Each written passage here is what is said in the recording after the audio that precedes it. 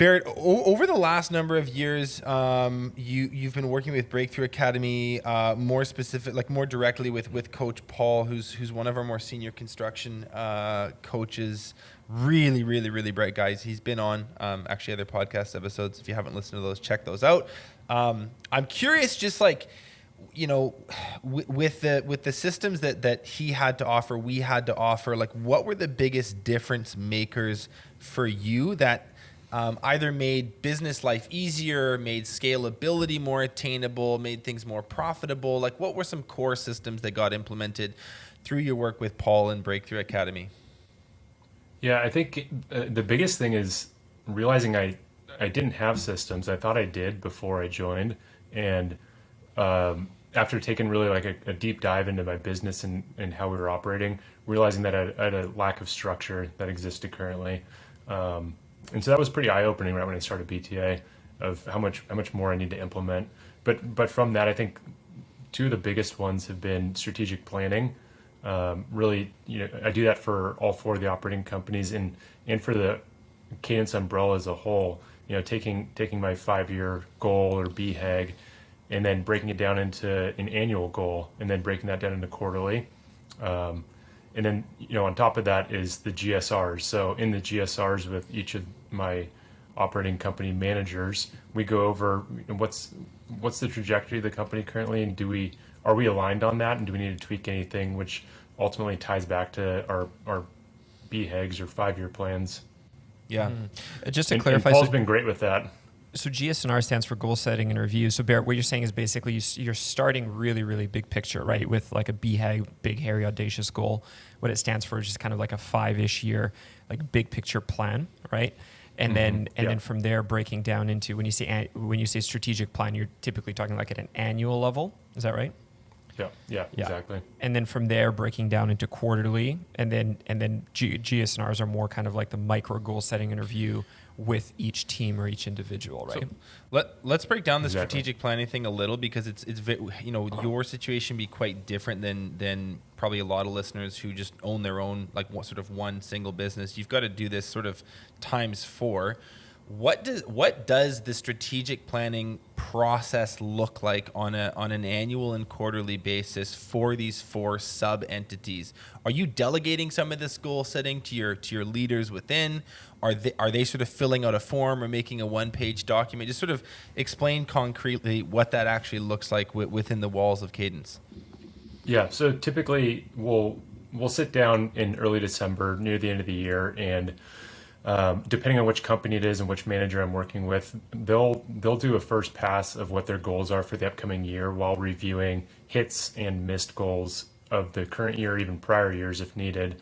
And then we'll circle up again in 2 weeks and go over those and make sure we're in alignment on what they are, whether they're achievable or too lofty. If someone wants to take one company in a different direction than I think is right, we'll debate it at that time.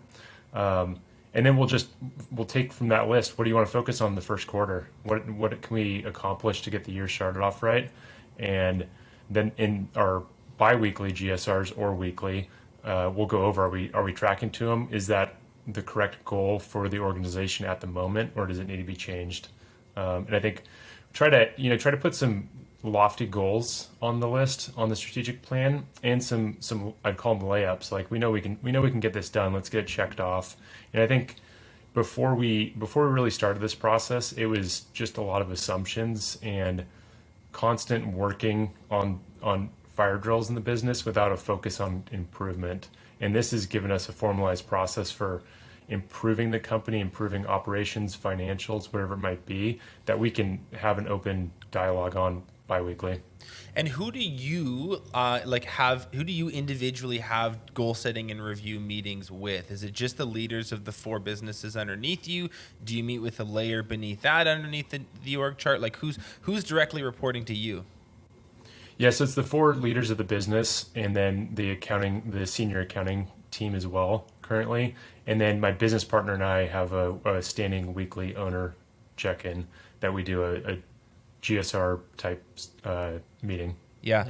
I think what I really hope listeners take from this, because it's simple but really profound, is these two systems kind of work in harmony. The strategic planning that gets done, as Igor mentioned a minute ago, it's the big picture, more inspirational, more lofty, longer term targets.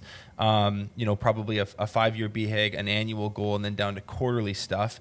The goal setting and review meeting, or the GSR meeting, that's what you use to manage like the week to week, day to day. Like, are you said it, like, are we tracking to that? Like, are we on pace to hit this, or are we not? And I think that second step is where like everyone kind of understands the concept of goal setting, and like I'll write some stuff on the whiteboard and hope that it happens. And I think that that's better than nothing at all, but it's in the minutia, like the week to week work and the tracking to those bigger goals that a lot of people miss. And I think that's something that you, just by the way you describe it, you've done exceptionally well. One thing that you mentioned a second ago that made a big difference for you was like getting those 4 leaders in place, making these really distinct operating companies. How have these two systems helped you put those leaders in place, and how have they facilitated for the structure between the 4?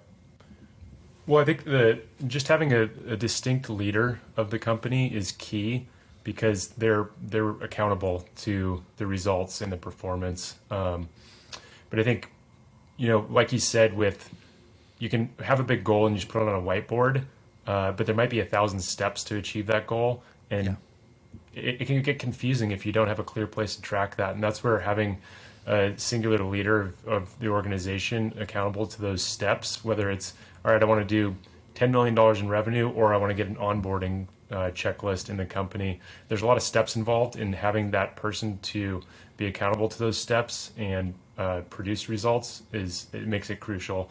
But yeah, on the leadership team, there's been promotions from within into those roles, and hiring outside talent. So it just depended on who was in the company to begin with.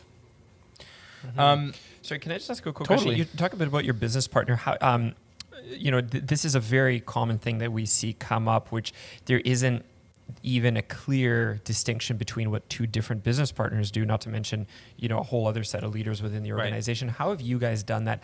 How have you delineated your 2 roles? Like, what do you do? What does your business partner do? What is your guys' structure like?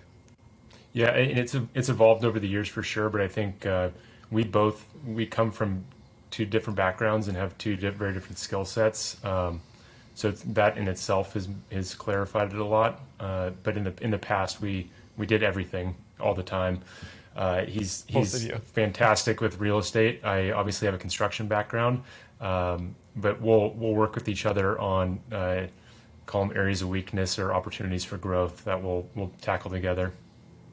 Mm-hmm. But I think having that formal check-in between partners is very helpful as well.